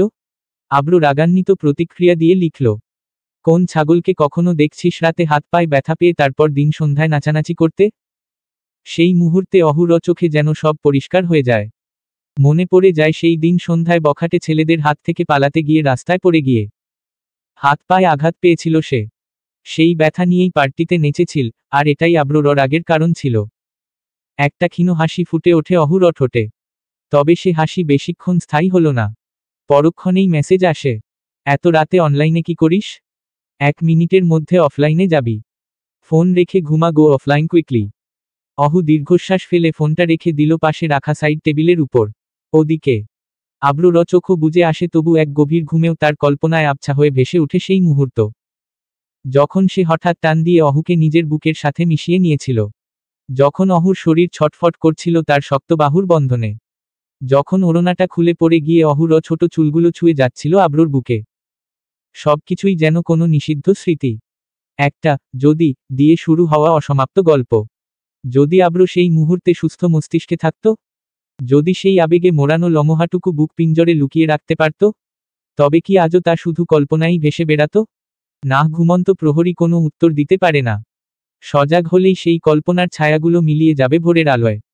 সব স্মৃতি আবছা কল্পনা, মিছে মোহ প্রতিচ্ছবি, যার অনুভব বাস্তবে করতে পারবে না আব্রো। মিছে মায়া হয়ে কল্পনায় ভাসবে। কি এমন হতো ওই মুহূর্তটুকু যদি আব্রো সুস্থ মস্তিষ্কে অনুভব করত? কি এমন হতো যদি চন্দ্রাবালাকে প্রথমবার জড়িয়ে ধরার মুহূর্তটুকু নিজ বক্ষপিঞ্জর অনুভব করতে পারত? অজ্ঞাত প্রশ্নের উড় কিভাবে দিবে ঘুমন্ত প্রহরী? সজাগ হলেই কেটে যাবে তার কল্পনার ছায়া। 02 কয়েকটি দিন পেরিয়ে গেছে, সময় তার নিজস্ব নিয়মে গড়িয়ে চলেছে। ভোরের আলো তখন মাত্রই পূর্ব দিগন্তে আলতো করে স্পর্শ করেছে পৃথিবীর কোল। ঘড়ির কাঁটা ছুঁয়েছে 6টা 30। অহুর নিদ্রা তখন ভাঙার প্রস্তুতিতে। হালকা ভেজা চোখে সে জাগলো, ক্লান্তি মেশানো আড়মোড়া ভেঙে ধীরে উঠে এলো পালঙ্ক ছেড়ে। অনেকদিন হলো সকালের হাওয়া গায়ে মেখে হাঁটা হয়নি তার। আজ সে ঠিক করল শরীরটাকে একটু মুক্ত হাওয়ার স্পর্শ দেবে। সাথে নিল আশফি, নিহা আর শিফাকে। চারজনের ছোট্ট একসাথে হাঁটার যাত্রা শুরু হলো। তবে অহুর পদক্ষেপে ছিল এক প্রকার ভার। হাঁটুর ব্যথা তাকে আগের মতো ছুটতে দিচ্ছে না। ধীর পায়ে গায়ে পড়ে আসা কুয়াশার চাদর ছুঁয়ে তারা ঘুরে এলো মহলের বাইরের পথঘাট। সেই সময় আব্রু ছিল নিদ্রার গভীরে কোনো অজানা স্বপ্নের ঘোরে। মর্নিং ওয়াক শেষে সকলে ফিরল নিজেদের অভ্যস্ত আশ্রয়, মহলের গর্ভে। কিন্তু আজকের সকালটা যেন স্বাভাবিক ছিল না। মহলের বাগানে প্রবেশ করতেই চোখে পড়ল মানুষের ভিড়। মাটির গায়ে বুলিয়ে রাখা কার্পেট চেয়ারে বসে কাতারে কাতারে মানুষ, একটি গুঞ্জন ছড়িয়েছে বাতাসে। জানতে দেরি হলো না, জনাব আজমল খান আবরুর বাবা আগামী নির্বাচনে অংশ নিতে চলেছেন। এই সমাবেশ, এই কথাবার্তা, সবই রাজনৈতিক ছায়ায় মোড়ানো এক নতুন অধ্যায়ের সূচনা। অহু সেই দৃশ্য একটু অবাক চোখে দেখে তারপর ধীরে পায়ে ফিরে এলো নিজের কক্ষে। দেহের উপর ওড়নাটা নামিয়ে রাখল বিছানায়, যেন একটুখানি ভার নেমে গেল। তারপর স্নানের জন্য চলে গেল ওয়াশরুমে। পানির ঝাপটায় সে মুছে ফেলছিল কেবল শরীরের ধুলো নয়, যেন কিছু অনুভবের চিহ্ন। স্নান শেষে ফিরে এসে দেখে নিহা তার ফোন হাতে নিয়ে ব্যস্ত। এটা অহুর কাছে নতুন নয়, প্রায়ই নিহা তার ফোন নিয়ে মজা করে, গোপন কিছু খোঁজে। তবে অহু সে বিষয়ে অত ভাবেনি। চুপচাপ তোয়ালে দিয়ে চুল মুছছিল। ঠিক তখনই নিস্তব্ধতা চিরে উঠে এলো এক চিৎকার। আপু! নিহার কণ্ঠে বিস্ময় আর উত্তেজনার মিশেল। অহু চমকে উঠে ফোনটা ছিনিয়ে নিল নিহার হাত থেকে। তার চোখ পড়ল স্ক্রিনের উপর। মুহূর্তেই বুক ধক করে উঠল। চোখে বিস্ময়, মুখে চাপা দম বন্ধ করা চিৎকার। নিহা আর অহু মুখোমুখি দাঁড়িয়ে, দুজনের চোখে একটাই প্রশ্ন, একটাই ধাক্কা। এটা কিভাবে হলো? নিহা থমথমে কণ্ঠে জিজ্ঞেস করল। আব্রু ভাইয়ার সাথে এই ছবি তুমি কখন তুললে আপু? ছবিতে তারা। নিহা ও অহু দুজনেই নিঃশব্দে দাঁড়িয়ে, যেন সময় থমকে গেছে। তাদের দৃষ্টি একে অপরের চোখে, চোখের ভাষায় চলছে এক নীরব যুদ্ধ। বিস্ময়, সন্দেহ আর একরাশ প্রশ্ন লুকিয়ে আছে সেই চাহনিতে। হঠাৎ নিহার কণ্ঠ ফাটিয়ে দিল নীরবতা। কণ্ঠে অবিশ্বাস মিশে আছে, কৌতূহল আওড়ালো। আব্রু ভাইয়ার সাথে এই ছবি তুমি কখন তুললে আপু? M dash. অহু তখনও নির্বাক, তার চোখ বড় বড় হয়ে উঠেছে। ঠোঁট দুটো শক্ত করে বন্ধ, মনে হচ্ছে নিজের ভাবনাগুলোকে সামলাতে পারছে না সে। সব হিসেব যেন উল্টে গেছে মুহূর্তেই। পুনরায় নিহার কণ্ঠস্বর বেজে উঠল। আপু কিছু বলছো না কেন? Em dash. নিহার জিজ্ঞাসা আবারও কাঁপিয়ে তোলে অহুর বক্ষ। অহু থতমত খেয়ে ধীরে ধীরে মুখ খোলে। সে যেন নিজেকেই বোঝানোর চেষ্টা করছে প্রথমে। না, আসলে আসলে এই ছবিগুলো আমি মজা করে তুলেছি, বুঝেছিস নিহা? তুই আবার এই ব্যাপারে কাউকে কিছু বলিস না কেমন? Em dash. কথাগুলো বলেই এক ধরনের নিরুপায় কষ্ট নিয়ে নিহার দিকে তাকায় অহু, চোখে যেন কাতর মিনতি। নিহা এবার একটু কোমল স্বরে বুলি ছুড়ে। আচ্ছা আপু, কাউকে বলবো না কিছু। কিন্তু তুমি এই ছবি কিভাবে তুললে? M dash. অহু হেসে ফেলে, তবে সেই হাসির মধ্যে উদ্বেগের রেখা স্পষ্ট। ওই যে বললাম না, মজা করে।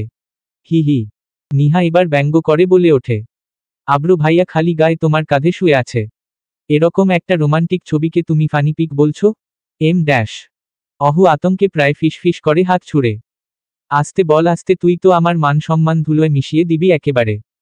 M dash. নিহা এবার আরেকটু এগিয়ে গিয়ে জিজ্ঞেস করে। আচ্ছা আচ্ছা, তো এবার বলো না, কখন তুলেছিলে এই ছবিগুলো? ফিসফিস করে, যেন আশেপাশে কেউ শুনে না ফেলে। অহু একটু দম নিয়ে সংলাপ করে। ওই একদিন ডক্টর এসেছিল না আব্রু ভাইয়ার হাত ড্রেসিং করতে। সেই দিন তুলেছিলাম ছবিগুলো। মজা করে। শুধু মজা করে। আর কোনো ইন্টেনশন ছিল না, আমার স্টিল এখনো নেই। M dash. অহু নিজের নির্দোষিতা প্রমাণে ব্যস্ত হয়ে পড়ে। আমি ছবিগুলো এমনি তুলেছিলাম, এই যে দেখ, এখনই তোর সামনে ছবি খুলো, ডিলিট করে দিচ্ছি। এই বলে অহু ফোন খুলে একে একে সব ছবি মুছে ফেলে, একেবারে ডিলিটেড ফাইল থেকেও। এই যে ডিলিট করে দিয়েছি। দেখেছিস না? M dash. নিহা ঠোঁটের কোণে এক চক্রান্তময় হাসি ফুটিয়ে বলে। হুম, দেখলাম। মুখ বন্ধের জন্য আমি কি পাবো? M dash. অহু হতভম্ব হয়ে নিহার দিকে তাকায়। চোখে প্রশ্ন, এতটুকু বাচ্চাটাও আজ ঘুষ দাবি করছে। কি চাস তুই? M dash. নিহা জবাব দেয় নির্দ্বিধায়। আপাতত কয়েক বক্স চকলেট চাই। পরবর্তীতে যখন লাগবে তোমাকে জানিয়ে দিব। আজ ভার্সিটি থেকে ফেরার পথে নিয়ে এসো কেমন? এখন আমি আসি। M dash. অহু চুপচাপ তাকিয়ে থাকে নিহার চলে যাওয়ার পানে, চোখে একরাশ বিস্ময় ম্লান হাসি। ঠোঁট নাড়িয়ে সংলাপ করে বসে। ছবিগুলো রেখে দিয়েছিলাম যেন প্রয়োজনে আব্রোকে ব্ল্যাকমেইল করতে পারি। এখন দেখছি সেই ছবির জন্য আমাকেই ব্ল্যাকমেইল হতে হলো। হতাশ, খুবই হতাশ। 02 অহু কিছু না ভেবেই নিচে নেমে আসে মহলের ভোজনালয়। ডাইনিং টেবিলে খান পরিবারের সকলে তখন নীরবে কিংবা ফিসফিসে কথোপকথনে মগ্ন, মুখে রুচিকর খাদ্য। অহুও গিয়ে বসল সবার মাঝে। তবে তার মন যেন অন্য কোথাও। তার চোখ বারবার ঘুরে যাচ্ছে নিহারের দিকে। মেয়েটি বেশ শান্ত ও সৌম্য ভঙ্গিতে খাচ্ছে। অহুর মনে একটু আশ্বস্তি জন্ম নেয়, হয়তো এই মেয়েটির উপর আস্থা রাখা চলে। খাওয়া শেষ করে অহু সোজা নিজের কক্ষে ফিরে গেল, প্রস্তুত হতে হবে বিশ্ববিদ্যালয়ের জন্য। কিছুদিন যাবৎ তার ক্লাস ও কোচিং মিস হয়ে যাচ্ছে, মনটা তাই খানিকটা ব্যাকুল। প্রস্তুত হয়ে সে মায়ের কাছ থেকে বিদায় নিয়ে চলে গেল মহলের পার্কিংয়ে। ড্রাইভার আঙ্কেল চলেন। কিন্তু ড্রিভারের কণ্ঠে এবার ভিন্ন সুর। এখন তো তোমারে নিতে পারমু না মা ছোট সাহেবরে, আব্রো নিতে হইব অফিসে। অহুর কপালে ভাঁজ পড়ে, কণ্ঠে বিরক্তি মিশে আসে। মানে কি? প্রতিদিন তো আপনি আমাকে নিয়ে যান, আজ হঠাৎ কেন পরিবর্তন? ড্রাইভার একটু নিরুপায় ভঙ্গিতে আওড়ালো। এইটা আমি জানি না মা, আমাকে বলা হইছে এখন থেকে ছোট সাহেবকেই আগে নিতে হইব। অহু হতাশায় ফিরে গেল মহলের ভেতর। খোঁজ করতে লাগলো কার নির্দেশে এই পরিবর্তন। মা কাকিয়া। পরক্ষণেই আলিনা খান সিঁড়ি দিয়ে নিচে নামতে নামতে হাত ছুড়ল। কি হইছে, এমন চিৎকার করতেছিস কেন? অহু অভিমানের রেশে বুলি ফুটালো। চিৎকার করব না? ভার্সিটিতে যাব অথচ গাড়ি নেই, ড্রাইভার আঙ্কেল বলছেন এখন থেকে নাকি আব্রু ভাইয়াকে অফিসে নিয়ে যাবেন, তাহলে আমি কিভাবে যাব? প্রত্যুত্তরে আলিনা খান মুচকি হাসলেন। দৈবাত বাক্য ছুড়ে আসলো তার নিকট হতে। এত ব্যাকুল হবার কি আছে? আব্রুর সাথে যাবি। অফিসের পথে তোকে ভার্সিটির সামনে নামিয়ে দেব। গাড়ির তো অভাব নেই এই মহলে, কেবলই ভরসা করার মতো ড্রিভারের অভাব। এ সময়ই সিঁড়ি বেয়ে নামতে নামতে আব্রু বলল তার শার্টের হাতা গুটাতে গুটাতে। ভরসা করা যায় এমন কেউ নেই বলেই তো চলে। আব্রুকে দেখে অহুর গলা শুকিয়ে এলো। নিজের অজান্তেই একটা ঢোক গিলল সে। কিছু বলার আগেই তার মা মুখ খুললেন, যেন আগাম প্রস্তুতি নিয়ে রেখেছিলেন কথাগুলো বলার। ঠিকই তো বলেছে আব্রো, ওর সাথেই তো যেতে পারবি। এখনকার ড্রাইভারদের তো আর ভরসা করা যায় না মা। অহু চোখ কুঁচকে তাকালো মায়ের দিকে। মনে হচ্ছিল যেন চিৎকার করে বলতে ইচ্ছে করছে তার মনের কথা। ভেতরে জমে থাকা রাগটা ঠেলেই উঠে এলো কণ্ঠ পর্যন্ত। আমি যেতে চাই না ওনার সাথে। কতটা ভরসাযোগ্য সেটা আমি খুব ভালো করেই জানি। মেজাজ গরম হলেই যেখানে সেখানে থাপ্পড় বসিয়ে দেয়। গাড়িতে যদি কিছু হয় তাহলে হয়তো লাথি মেরে আমাকে ফেলে চলে যাবে। কিন্তু সেই সমস্ত কথা মুখে বলা হয়ে উঠল না। গলার কাছে এসে জমে রইল।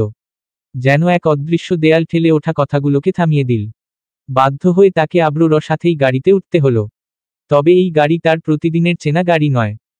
এটি খান ইন্ডাস্ট্রিজের ফ্ল্যাগশিপ BMW M সিরিজ এর ব্ল্যাক এডিশন।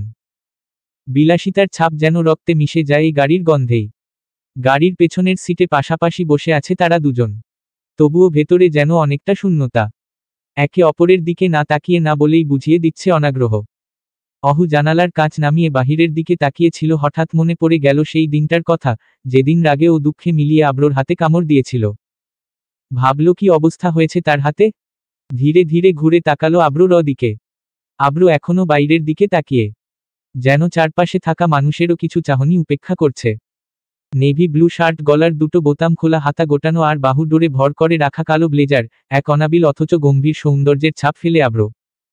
অহু আব্রুর বাম হাতটা দেখতে পাচ্ছিল না ঠিকঠাক, তাই একটু ঝুঁকে উকি দিতে লাগলো। হঠাৎ আব্রু তাকে লক্ষ্য করে তাকালো, ভ্রু কুঁচকে জিজ্ঞেস করল, কি দেখছিস এভাবে? কিছু না, এতটুকু বলেই থামল। কোনো কথা না বলে মুখ ঘুরিয়ে নিল। চোখে মুখে ছিল একরকম দম্ভ ও উদাসীনতা। অহু ঠোঁট বাঁকিয়ে একটা ছোট্ট ভেঙচি কেটে আবার জানালার বাইরে তাকিয়ে রইল। হঠাৎ তার চোখ আটকে গেল রাস্তার এক পাশে লাগানো পোস্টারে। চোখ বড় বড় হয়ে উঠল, গলা শুকিয়ে এলো। বুকের ভিতর কাঁপুনি ধরল। সে দ্রুত গা সোজা করে সিটে বসে পড়ল। এরা তো সেই ছেলেগুলো, সেই বখাটেরা যারা আমাকে সেদিন সন্ধ্যায় রাস্তায় বিরক্ত করেছিল। কিন্তু ওরা তো খুন হয়ে গেছে, কে মারল ওদের? তাহলে কি কাকা সেদিন পার্টির দিন যে কথাগুলো বলছিলেন সেটাই সত্যি? মনেই মনেই প্রশ্নের পর প্রশ্ন এসে ভিড় করতে থাকল। বিভ্রান্ত চোখে পাশ ফিরে তাকালো অহু, আর চমকে উঠল। আব্রু তখন তার দিকেই তাকিয়ে আছে। কিন্তু সেই দৃষ্টিতে ছিল না আরেকটি ম্লান শীতলতা, বরং তা যেন আগুনের মতো জ্বলছিল। কঠিন, তীক্ষ্ণ ও রহস্যময় সেই চোখ দুটো। অহুর শ্বাস বন্ধ হয়ে এলো প্রায়। যেন চিৎকার করতে চায় কিন্তু গলা দিয়ে আওয়াজ বেরোচ্ছে না। কাপা কাপা গলায় বলল, আব্রু ভাইয়া, ওরা তো সেই ছেলেরা তাই না? কে কে মারল ওদের? তারপর একটা দমবন্ধ ঢোক গিলে চুপ করে গেল। আব্রু তখন ধীরে মাথা ঘুরিয়ে সরল অথচ ভয়ের মতো ঠান্ডা কণ্ঠে বলল, আমি। একটি মাত্র শব্দ। তবুও সে শব্দের ভারে যেন চারপাশের বাতাস ভারী হয়ে গেল। অহুর চোখে ভয়, মুখে স্তব্ধতা, আর মনের গভীরে নেমে এলো এক অজানা রহস্যের ছায়া। অহুর কণ্ঠে কাঁপন, আব্রু ভাইয়া, ওরা তো তারাই তাই না? তাহলে ওদের মারল কে? কথাগুলো বলে থেমে যায় সে। কণ্ঠে আতঙ্ক আর অজানা এক শঙ্কা। আব্রুর জবাব আসে ধীর অথচ দৃঢ় কণ্ঠে, আমি। শব্দটা শুনে অবাক হয়ে ওঠে অহু। বিস্ময় চোখ বড় হয়ে যায় তার। মানে, এ এ এ কি বললেন? মানে আমি কিভাবে জানব কে মেরেছে তাদের? আব্রুর চোখে মুখে অদ্ভুত একটা গাম্ভীর্য, যেন অনেক কিছু জানে সে। তবুও কিছুই বলবে না। কিন্তু আপনি তো একটু আগে। আমি কি? আর একটা কথা বললে এখনই গাড়ি থেকে নামিয়ে রেখে চলে যাব। অহুর মুখে বিরক্তি খেলে যায়। কিছু বলার ইচ্ছে হলেও সংবরণ করে নেয় নিজেকে। চুপচাপ গাড়ির জানালার পাশে বসে থাকে। এমন লোক কখন কি করে ফেলে তার ঠিক নেই। গাড়ি এসে থামে ভার্সিটির গেটের সামনে। অহু কিছু একটা বলার চেষ্টা করে কিন্তু ততক্ষণে গাড়ি স্টার্ট নিয়ে চলে যায় ড্রাইভার। একটা দীর্ঘশ্বাস ফেলে নেমে পড়ে অহু। নিঃশ্বাসে মিশে থাকে হালকা হতাশা আর একটা ক্ষীণ অভিমান। এরপর ধীরে পা বাড়ায় ভেতরের দিকে। অনেকদিন পর সে এসেছে ভার্সিটিতে। অল্প এগোতেই পথ আটকে দাঁড়ায় কিছু সিনিয়র মেয়ে। এই মেয়ে শুনছ? জি বলুন। তোমাকে তো আগেই বলেছিলাম তোমার কাজিনের কন্ট্যাক্ট নাম্বার দিতে। কই নাম্বার দাও? অহুর মুখে শান্ত ভঙ্গি, চোখে দৃঢ়তা, কণ্ঠে ঝাঁজ।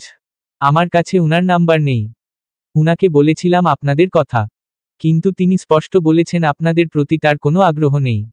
এই কথা শুনে মেয়েগুলোর মুখ চোখ লাল হয়ে ওঠে রাগে। তাদের একজন এগিয়ে এসে গলা চড়িয়ে বলে, তোমার কাজিনের সাথে যদি আমাদের কন্ট্যাক্ট না করিয়ে দাও, তবে ফার্স্ট সেমিস্টারে পরীক্ষা দিতে পারবে না তুমি। সেই ব্যবস্থাই করব আমরা। আপনারা কি আমাকে র‍্যাগ করছেন? তুমি যেটা মনে করো। এই বলে তারা একে একে সরে যায়। অহুর মুখে হঠাৎ এক ব্যতিক্রমী ভঙ্গি, একটা ভিলেনোচিত হাসি ফুটে ওঠে। চোখে খেলে যায় দৃপ্ত আত্মবিশ্বাস। মনে মনে বলে ওঠে, আমাকে পরীক্ষা থেকে আটকানোর সাহস যাকে পছন্দ করছো সেই তো একদিন তোমাদের সবকিছুর জবাব দেবে, হু। এরপর ক্লাসের দিকে এগিয়ে যায় অহু। ক্লাসরুমে ঢুকেই পারুর পাশে গিয়ে বসে গল্পে মেতে ওঠে। তবে সন্ধ্যার সেই ঘটনার কথা? সেটা অহু আর কাউকে বলে না, চুপি চুপি রেখে দেয় নিজের বুকের ভেতর অন্ধকার এক কোণে। 02 নোয়াহু ভার্সিটি থেকে ক্লান্ত পায়ে ফিরে আসে মহলে। কাঁধে ঝোলানো ব্যাগ, দিনভর ক্লাসের ভার, চোখে মুখে ক্লান্তির রেখা। অথচ তবুও দিন এখানেই শেষ নয় তার। ক্লাস শেষেই সে ছুটে গিয়েছিল শহরের এক চকোলেট শপে, নিহার জন্য কিছু চকলেট কিনবে বলে। দোকানের ঝা চকচকে আলোর নিচে দাঁড়িয়ে নানা রকম ফ্লেভারের চকোলেট থেকে বেছে নিয়েছিল কিছু বক্স, হৃদয়ের গোপন কোণে গোপন এক মায়ার টানে। চকলেট হাতে নিয়ে সে ফিরে আসে মহলে। নিহাকে ডেকে চুপি চুপি হাতে গুজে দেয় সেই মিষ্টির বাক্সগুলো। কাউকে কিছু বলবি না কিন্তু? অহুর কণ্ঠে সতর্কতার ছায়া। আচ্ছা বলবো না, ঠিক আছে, হেসে জবাব দেয় নিহা। পরক্ষণেই আওড়ায়, দেখি তো কি কি এনেছো আগে। এখন যাই, পরে কথা হবে। নিহা চলে গেল পরপরই। অহুও নিজের রুমে গিয়ে ফ্রেশ হয়ে নেয়। দুপুরের খাবার খেতে বসে পরিবারের মহলের অর্ধাঙ্গিনীদের সঙ্গে। লাঞ্চ শেষে একা উঠে চলে যায় মহলের ছাদে। চারদিকে বিকেলের আলতো হাওয়া, অথচ অহুর মনে এক নিঃসঙ্গতার হালকা আঁচ। আশফি আশাফ পার্টির পরদিনই চলে গিয়েছে। সমবয়সী কেউ নেই এই প্রাসাদসম মহলে। শিফা বড়, নিহা ছোট, মাঝের শূন্যতায় একাশে। আজকের বিকেলটা একটু প্রশান্ত, ক্লাস শেষে আর নেই কোচিংয়ের তারা। নেই তানহা মিসের কাছে পড়তে যাওয়ার তাগিদ। 03 সন্ধ্যা 6:30 দিকে কোচিংয়ে রওনা দেয় অহু। রাস্তা দিয়ে যেতে যেতে চোখ পড়ে সেই দোকানের দিকে, সেই দোকান যার সাথে জড়িয়ে আছে এক অস্বস্তিকর সন্ধ্যার স্মৃতি। কিছু মুহূর্ত বুকে কাটার মতো বিধে থাকে, ঠিক যেমন সেই সন্ধ্যা অহুর হৃদয় বিধে আছে। কোচিং শেষে বাসায় ফিরে ফ্রেশ হয়ে ড্রয়িং রুমে বসতেই নিহা এসে হাজির হয়। আপু, তুমি যেই চকলেটগুলো এনেছো, তাতে স্ট্রবেরি ফ্লেভার নেই। আমার স্ট্রবেরি ফ্লেভারের চকলেট চাই। কালকে এনে দিব নে, শান্তভাবে জবাব দেয় অহু। আমার এখনই চাই, নইলে সবাইকে বলে দিব। অহুর মুখে পড়ে বাংলার 5 নম্বর প্রশ্নের মতো বিভ্রান্তির ছাপ। মানে কি এখন কোথা থেকে আনবো চকলেট? আমি জানি না, বলে নিহা নাচতে নাচতে চলে যায়। বিপাকে পড়ে অহু। বাইরে কেবল কাকা আব্বু আর আব্রু ভাইয়া আছে। কাকা কিংবা আব্বুকে বলার প্রশ্নই আসে না। আব্রু ভাইয়াও তো এক কথায় ডেঞ্জারাস। যদি না আনতে পারেন আর নিহা সত্যিই কিছু বলে বসে। উফাফ, কে যে বলেছিল ছবিগুলো তুলতে, নিজের উপর বিরক্তি ঝরে পড়ে অহুর। তবুও সাহস করে ভাবে একবার আব্রু ভাইয়াকে বলেই দেখি। ফোন হাতে এফবিতে ঢুকে দেখে আব্রুর আইডি অফলাইন, ফোন নম্বরও নেই। হঠাৎ এক বুদ্ধি মাথায় আসে, ছুটে যায় আলিনা খানের নিকট। চাচি তোমার ফোনটা দাও তো, পারুকে একটা কল করব। আমার ফোনে টাকা নেই। আলিনা খানের ফোন হাতে তুলে নেয়, সুযোগ বুঝে নিয়ে নেয় আব্রু ভাইয়ার নম্বর। রুমে ফিরে পালঙ্কে বসে এক সমুদ্র সাহস নিয়ে প্রথমবারের মতো কল করে আব্রুকে। কল কেটে দেওয়া হয় একবার, হয়তো অপরিচিত নম্বর ভেবে। শেষবারের মতো আবারও ডায়াল করে অহু। এইবার কল রিসিভ হয়। হ্যালো, কে? Em dash. আব্রুর গলা শুনেই অহুর হৃদয়ের গতি যেন দ্বিগুণ বেড়ে যায়। কাপা কণ্ঠে উত্তর দেয়, আমি অহু বলছি আব্রু ভাইয়া। আমি অহু। Please 1 minute. অপর প্রান্ত থেকে শোনা যায়, একটা জরুরি কল এসেছে, সরি ফর দ্যাট। হ্যাঁ বল, তুই আমার নাম্বার কোথা থেকে পেলি? Em dash. পেয়েছি আমি কা। বাক্য শেষ হওয়ার আগেই কল কেটে যায়। সিমের ব্যালেন্স ফুরিয়ে যায়। হতাশ অহু ভাবে আব্রু তো কখনোই কল ব্যাক করবে না। কিন্তু না, প্রতীক্ষার প্রহর ভেঙে আব্রু নিজেই কল ব্যাক করে। হ্যালো, হ্যাঁ বল কি হয়েছে? Em dash. আসলে, আব্রু ভাইয়া আমার জন্য কিছু স্ট্রবেরি ফ্লেভারের চকলেট আনতে পারবেন? Em dash. এই জন্য কল দিয়েছিস?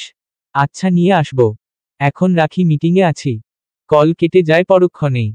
অহুর মুখে ফুটে ওঠে এক অনাবিল হাসি। হৃদয়ের কোণে গোপন একটা আনন্দ মুচকি হেসে যায়। 04, রাত প্রায় 8টা। আব্রু ফিরেছে মহলে, হাতে অনেকগুলো ব্যাগ, তার মধ্যে একটি ব্যাগে চকচকে মোড়ানো চকলেটের বেশ কয়েকটি বাক্স। সে ধীর পায়ে ভিতরে ঢুকতেই ড্রয়িং রুমে চোখে পড়ে নিহাকে। অহু তখন নিজের ঘরে।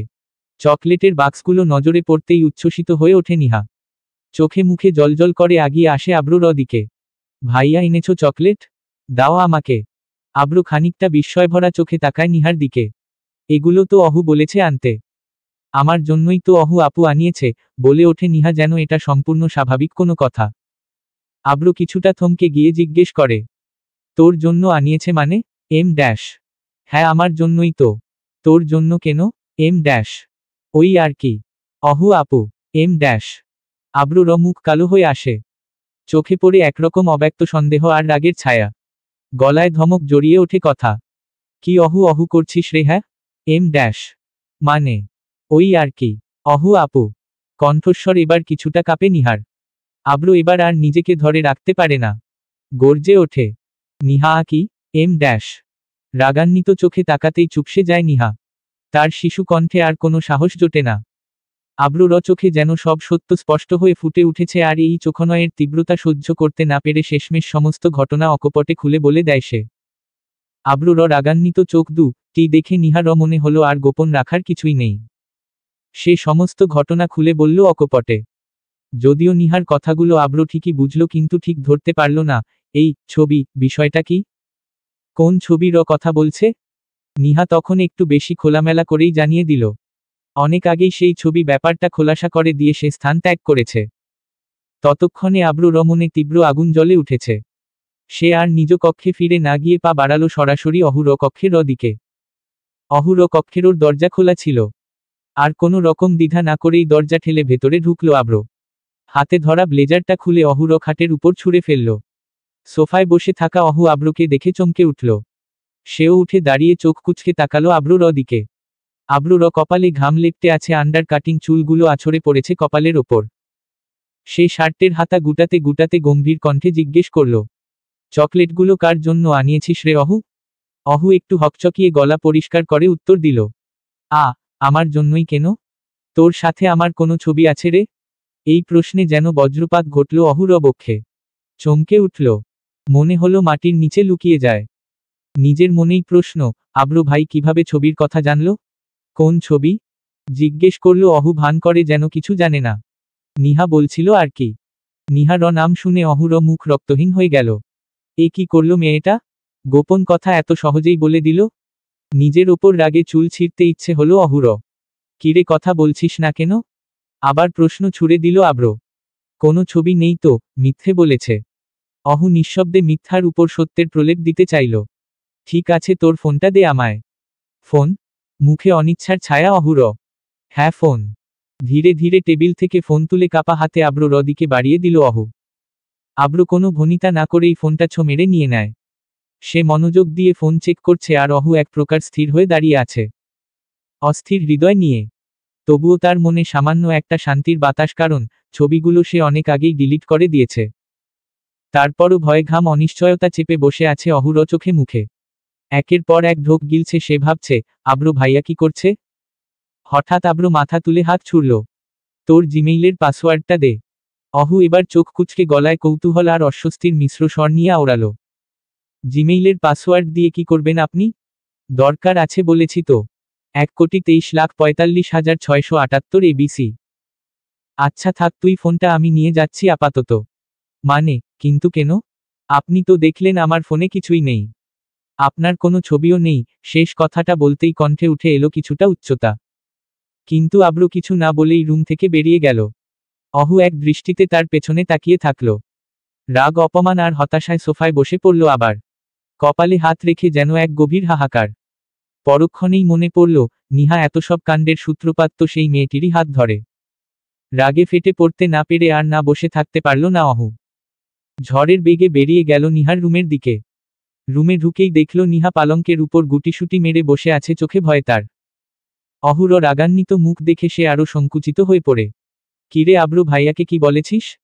তীব্র বেগে প্রশ্ন ছুড়ে দিল অহু। আপু, আমি নিজের ইচ্ছায় কিছু বলি নাই। কণ্ঠে ভয় আর অনুশোচনা জেকে বসল নিহার। তাহলে কার ইচ্ছায় বললি? হ্যাঁ, গর্জে উঠল অহু। আব্রু ভাইয়া তখন ধমক দিতেছিল, চকলেট নিতে গিয়েছিলাম, ভয় পেয়ে গেলাম, তাই বলে ফেলেছি। তুই অন্য কিছু বলতে পারলি না? আর আমার থেকে চকলেট নিতে পারতি না পড়ে? সরি আপু। অহু দীর্ঘ নিঃশ্বাস ফেলে রাগটা গিলে নিল। জানে নিহা খুব বেশি ভুল করেনি। এমন পরিস্থিতিতে তো অহু নিজেও পড়েছে একাধিকবার। তবে মনের ভেতর রাগ তো কমে না। একটা কথাই মাথায় ঘুরছে, নিহা চাইলেই তো পরিস্থিতি এড়াতে পারত। শেষ পর্যন্ত কিছু না বলে টেবিল থেকে চকলেট বক্সগুলো তুলে নিয়ে নিহার রুম থেকে বেরিয়ে গেল অহু। পেছনে ফেলে গেল এক নিস্তব্ধ অনুতপ্ত নিহাকে, যে নিঃশব্দে তাকিয়ে রইল অহুর চলে যাওয়ার পথের দিকে, চোখে এক অসহায় দৃষ্টি। 02 আব্রু ফিরে এলো তার কক্ষের নিঃশব্দ আশ্রয়। অহুর ফোনটি যত্ন করে পালঙ্কের পাশে রাখা সাইড টেবিলের উপর রাখল সে, যেন সেটা এক প্রিয় ধন রত্ন। তারপর নিঃশব্দে ঢুকে পড়ল বাথরুমের নিরালায়। শাওয়ারের স্বচ্ছ ধারা যেন ধুয়ে দিচ্ছিল তার ক্লান্তি। অপরদিকে নিহারের কক্ষ থেকে ফেরত এল অহু। তার হাতে কয়েকটি চকলেটের ব্যাগ, সেই ব্যাগগুলোও সে রাখল পালঙ্কের পাশের টেবিলেই। হঠাৎ পালঙ্কের উপর চোখ যেতেই স্থির দৃষ্টিতে তাকিয়ে রইল সে।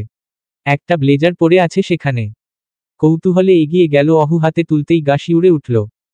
এই যে আব্রু ভাইয়ার ব্লেজার। এক মৃদু আবেগে ব্লেজারটা আলতোভাবে ভাঁজ করে তুলে রাখল আলমারির ভিতরে, যেন সেটার মধ্যে লুকিয়ে আছে কোনো অমোঘ স্মৃতি। আধ ঘন্টা পর শাওয়ার সেরে এসে আব্রু পরল সাদা রঙের এক সাদামাটা টি শার্ট।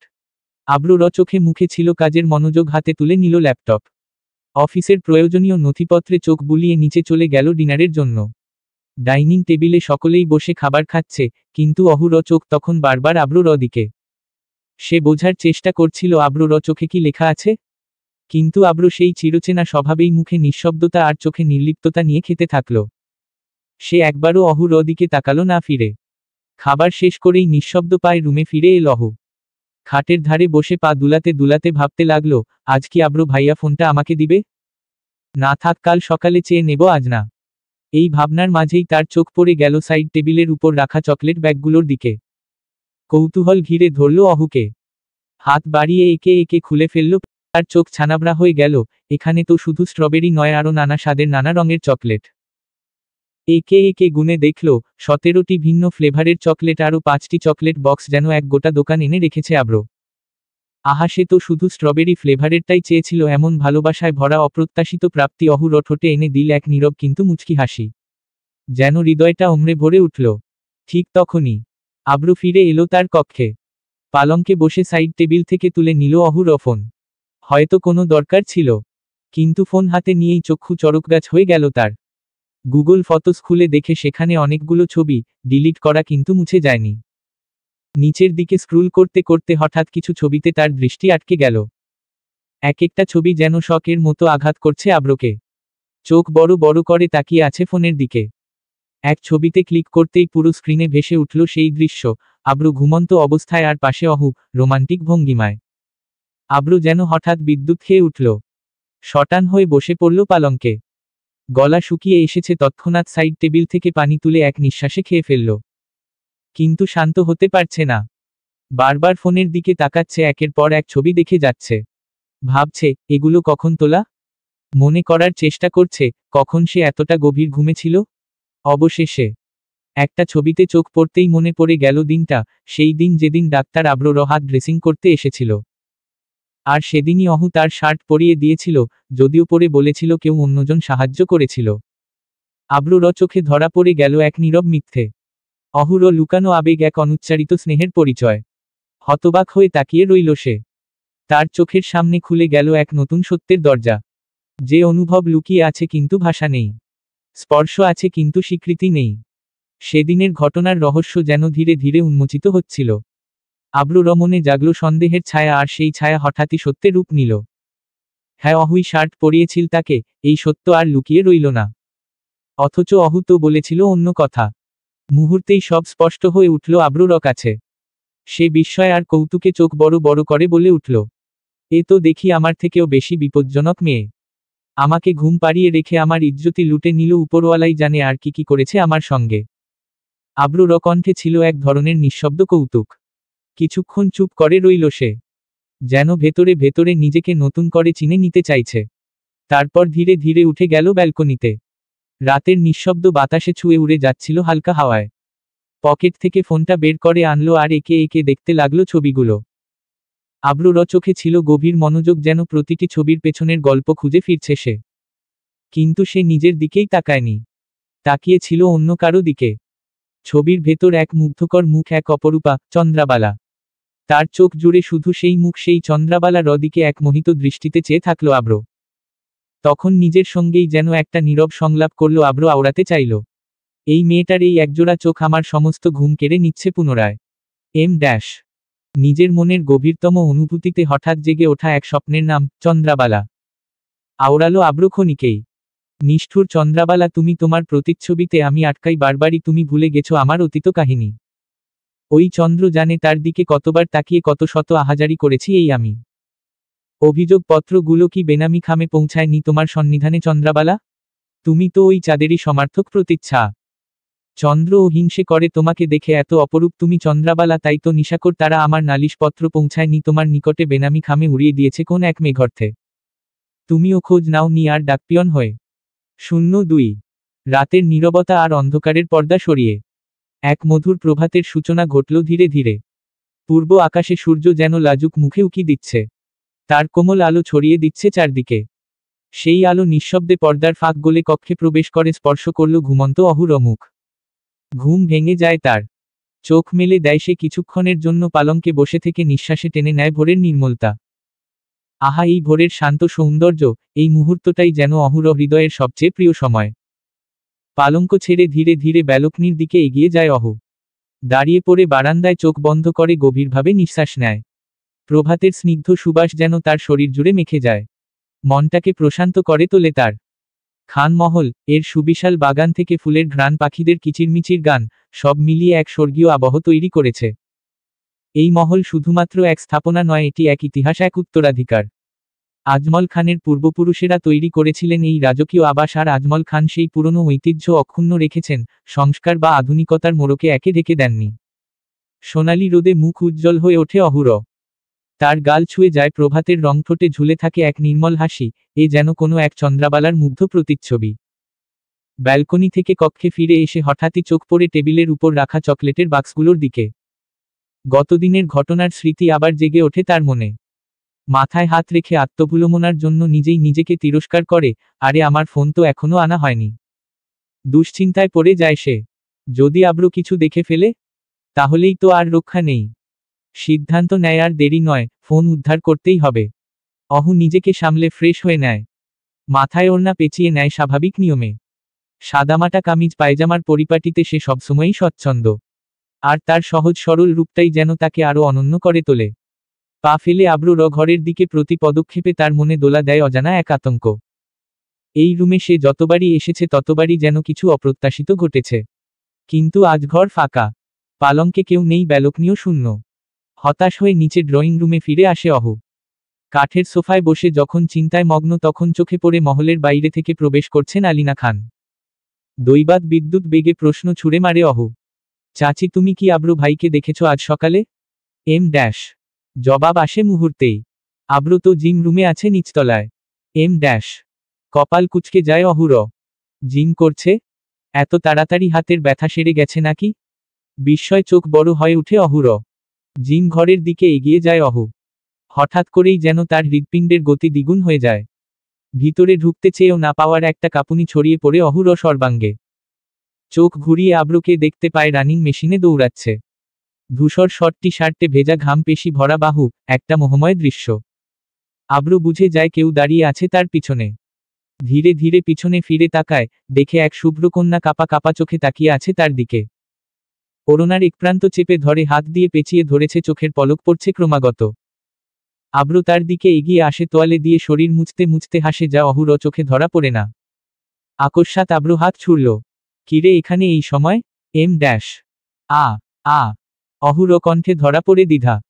আব্রু অহুর দিকে আসে, পা বাড়িয়ে সঙ্গে বুলি ছুড়ে। আমার সাথে কথা বলতে আসলেই এত স্বরবর্ণ উচ্চারণ করিস কেন তুই? M dash. অহু ধীরে ধীরে পিছিয়ে দেয়ালের কর্নারে এসে ঠেকে। আব্রু দু হাত দিয়ে তাকে আবদ্ধ করে ফেলে। ভয় আর লজ্জায় থমকে যায় অহু। আব্রু তার চোখের দিকে তাকিয়ে থাকে গভীরভাবে। অহু চোখ নামিয়ে নেয়, কাতর কণ্ঠে আওড়ায়। কি করছেন? ছাড়ুন। ভয় লাগছে আমার। আব্রু অহুর কানের কাছে মুখ নিয়ে ফিসফিস করে। ভয় পাস না, আমি তোর মতো বনমানুষ না যে কামড় বসাবো। M dash. এ সংলাপে অহুর চোখ বিস্ময় বড় হয়ে ওঠে। আব্রু হঠাৎ তাকে ছেড়ে দিয়ে পকেট থেকে ফোন বের করে হাতে দেয়। তারপর কোনো কথা না বলে বেরিয়ে যায়। সেই ছবির প্রসঙ্গ, যে কারণে এত কিছু ঘটেছিল, সে বিষয়ে একটিও শব্দ করে না। অহু স্থির দাঁড়িয়ে থাকে কিছুক্ষণ, তারপর ধীরে ধীরে রুম ত্যাগ করে। 03। অহু তৈরি হয়ে নিচে নামছে, মহলের ভার্সিটিতে যাবে শিফার সাথে। সিঁড়ি দিয়ে নামার সময় বাইরে থেকে অনেকগুলো কণ্ঠ ভেসে আসে।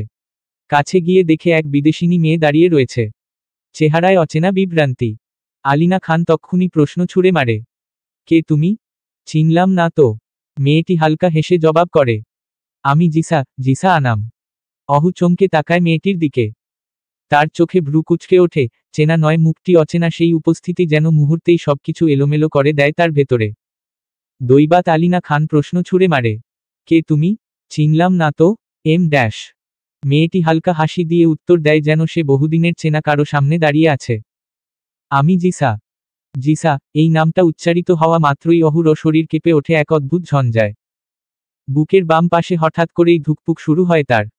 এক একটা শব্দ যেন আব্রু ভাইয়ের ফোনে সেদিন শোনা সেই কণ্ঠের প্রতিধ্বনি। তার মন কেমন যেন বুঁদ হয়ে যায় নামটির অর্থ বোঝার চেষ্টা করতে করতে। তাহলে এই মেয়েটাই সেই জিসা? অহুর মনের গহীনে প্রশ্ন ছুড়ে দেয় নিঃশব্দে। অহু এবার জিসাকে খুঁটিয়ে খুঁটিয়ে দেখতে থাকে। একরকম নীরব অনুসন্ধান চলে তার দৃষ্টিতে। মেয়েটি যথেষ্ট সুন্দরী, স্বাচ্ছন্দ্যে পরনে ওয়েস্টার্ন পোশাক। হালকা ব্রাউন চুল, লম্বা না আবার ছোটও না, যেন আধুনিকতার নিখুঁত ছাপ বহন করে। এই নিঃশব্দ বিশ্লেষণের মধ্যে ছেদ পড়ে যখন মেয়েটি আবার মুখ খোলে হাত ছুড়ে। পুরো নাম জিসা আনাম। আমি আব্রুর বন্ধু, আমরা একসাথে লন্ডনে পড়াশোনা করেছি। জন্ম বাংলাদেশে হলেও বেড়ে ওঠা আমার লন্ডনে।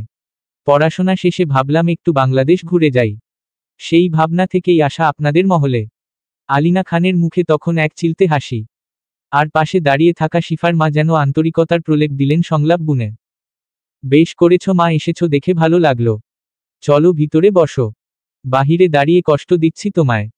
M dash. জিসা বিনয়ের হাসি দিয়ে ওড়ালো। না না, এমন কিছু না। চলুন ভিতরে যাই তাহলে।